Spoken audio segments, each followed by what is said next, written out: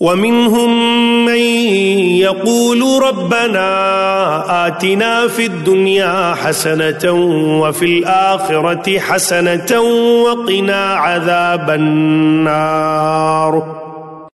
اور انہی میں سے ایسے بھی ہیں جو عرض کرتے ہیں اے ہمارے پروردگار ہمیں دنیا میں بھی بھلائی عطا فرما اور آخرت میں بھی بھلائی سے نواز اور ہمیں دوزخ کے عذاب سے محفوظ رکھ. اولئک لهم نصیب مما کسبوا واللہ سریع الحساب. یہی وہ لوگ ہیں جن کے لیے ان کی نیک کمائی میں سے حصہ ہے اور اللہ جلد حساب کرنے والا ہے.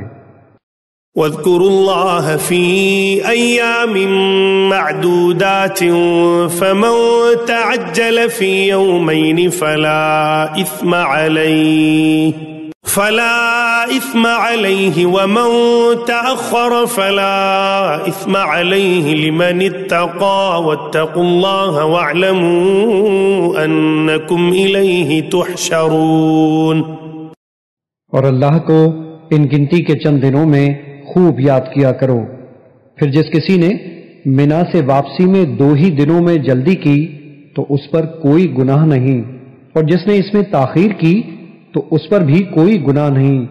یہ اس کے لیے ہے جو پرہیزگاری اختیار کرے. اور اللہ سے ڈرتے رہو اور جان لو کہ تم سب کو اسی کے پاس جمع کیا جائے گا. وَمِنَ النَّاسِ مَن يُعْجِبُكَ قَوْلُهُ فِي الْحَيَاةِ الدُّنْيَا وَيُشْهِدُ اللَّهَ عَلَى مَا فِي قَلْبِهِ وَهُوَ أَلَدُّ الْخِصَامِ.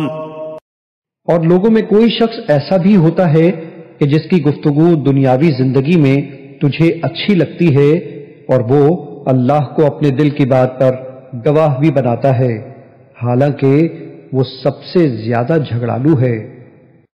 وَإِذَا تَوَلَّى سَعَى فِي الْأَرْضِ لِيُفْسِدَ فِيهَا وَيُهْلِكَ الْحَرْثَ وَالنَّسْلَ وَاللَّهُ لَا يُحِبُّ الْفَسَادَ. اور جب وہ آپ سے پھر جاتا ہے تو زمین میں ہر ممکن بھاگ دوڑ کرتا ہے تاکہ اس میں فساد انگیزی کرے اور کھیتیاں اور جانیں تباہ کر دے، اور اللہ فساد کو پسند نہیں فرماتا. وَإِذَا قِيلَ لَهُ اتَّقِ اللَّهَ أَخَذَتْهُ الْعِزَّةُ بِالْإِثْمِ فَحَسْبُهُ جَهَنَّمُ وَلَبِئْسَ الْمِهَادُ. اور جب اسے اس ظلم و فساد پر کہا جائے کہ اللہ سے ڈرو تو اس کا غرور اسے مزید گناہ پر اکساتا ہے، بس اس کے لیے جہنم کافی ہے اور وہ یقیناً برا ٹھکانہ ہے. وَمِنَ النَّاسِ مَن يَشْرِي نَفْسَهُ ابْتِغَاءَ مَرْضَاتِ اللَّهِ وَاللَّهُ رَءُوفٌ بِالْعِبَادِ.